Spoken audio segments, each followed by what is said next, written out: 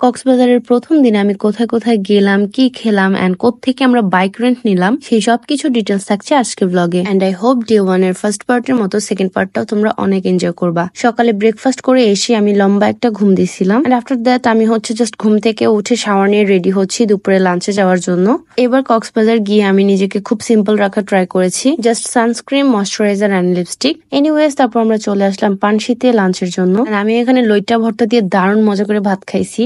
Lunch আমাদের destination ছিল marine drive. Last time আমি যখন কক্সবাজার গিয়েছিলাম আমার জামাই তখন বাইকে করে পুরো মেরিন ড্রাইভটা আমাকে ঘুরে দেখাইছে। তো এবারও আমি এক্সাক্ট সেম ফিলটাই নিতে চাচ্ছিলাম। তো আমরা এখন যাচ্ছি বাইক রেন্ট নেওয়ার জন্য। আমি এর আগের বার যখন কক্সবাজার এসেছিলাম তখন জাস্ট কলাতলি থেকেই বাইক রেন্ট দেওয়া হতো, বাট এখন এটা খুবই available. Suzuki, Gixxer, hero, Honda, আপনারা যে কোনো বাইক এখান থেকে রেন্টে নিতে পারেন। আমরা এই ব্ল্যাক স্কুটিটা নিয়েছিলাম। 3 আওয়ারের জন্য মেবি 600 টাকা নিয়েছিল। তেল খরচটা অবশ্যই আপনাকে বেয়ার করতে হবে। বাইক রেন্ট নেওয়ার জন্য অবশ্যই আপনার সাথে আপনার এনআইডি কার্ড আর ড্রাইভিং লাইসেন্স থাকতে হবে। বাইক নিয়ে এখন আমরা মেরিন ড্রাইভে ঘুরতেছি। মেরিন ড্রাইভে ঘুরতে যাওয়ার পাশাপাশি আমাদের একটা কাজও ছিল ইম্পর্টেন্ট। সেকেন্ড ডে তে স্টে করার জন্য আমি ভালো একটা প্লেস খুঁজতেছিলাম এন্ড আমি এবার ডিসাইড করছি আমি এবার ইনানির সাইড গুলাতেই থাকবো। সো ফার্স্ট ডে আমি গেলাম অ্যাঙ্কর ইকো রিসোর্টে। এই রিসোর্টটা অনেক সুন্দর। এখানে sea view plus hill view villa আছে, কাপলদের জন্য সুন্দর সুন্দর কটেজ আছে, একটা সুইমিং পুলও আছে। ওদের এখানে একটা সি ভিউ ওয়ালা রুমও খালি ছিল না, তো তারা আমাদেরকে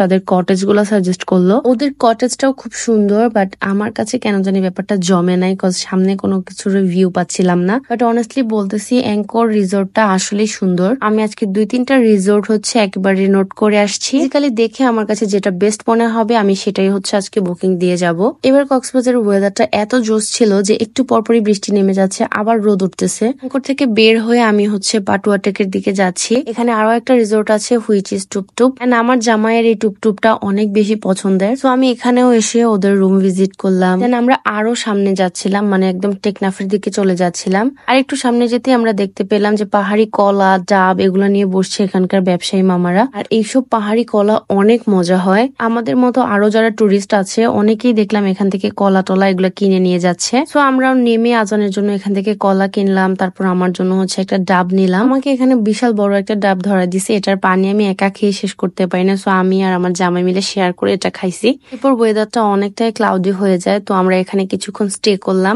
আমরা আবার যাব ডেরা রিসোর্টে। ওদের এখানেও খুব সুন্দর সুন্দর কয়েকটা কটেজ আছে। আর এইবার মনে হয় বাংলাদেশের ম্যাক্সিমাম মানুষ কক্সবাজার গেছে এবার ঈদ ভ্যাকেশনে। আর মন মতো আমি একটা ভিলাও খুঁজে পাচ্ছিলাম না। সো লাস্টলি আমি ডেরা রেস্টুরেন্ট থেকে জাস্ট একটা জুস খেয়ে তারপর এখান থেকে বের হয়ে গেছি।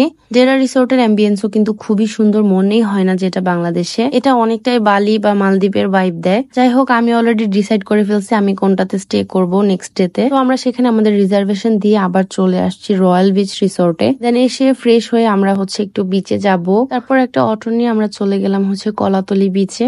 অন্যান্য বিচের তুলনায় কলাতলি বিচটা আমার কাছে বেশি ভালো লাগে। অনেকটাই গোছানো থাকে আর ক্রাউডও একটু কম থাকে এখানে। তখন সমুদ্রে জোয়ার চলতেছিল, পানি একেবারে কাছাকাছি চলে আসতেছিল। আমরা কলাতলিতে অনেকক্ষণ ছিলাম, অলমোস্ট 11:30 বেজে যাচ্ছে। তারপর সেখান থেকে আমরা আরেকটা অটো নিয়ে লাবণী পয়েন্টের দিকে যাচ্ছি। সো এখন আমার প্ল্যান আমরা একেবারে ডিনার সেরে তারপর আমাদের রুমে যাব।